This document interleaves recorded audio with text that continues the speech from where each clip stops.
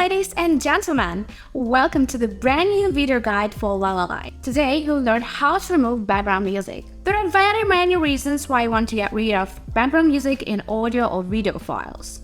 Whether it's the need to amplify vocals, clean up the sound of speech, or remove copyrighted music, lalal.ai Voice Cleaner is the best tool for the task.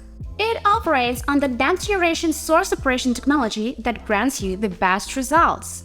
lalal.ai is an online service with a clean intuitive interface, so it's easy to use without software installation required. Follow the next easy steps to learn how to remove background music. First, go to lalal.ai and open lalal.ai Voice Cleaner. Click Select Files button to upload your audio or video file. lalal.ai supports lots of formats.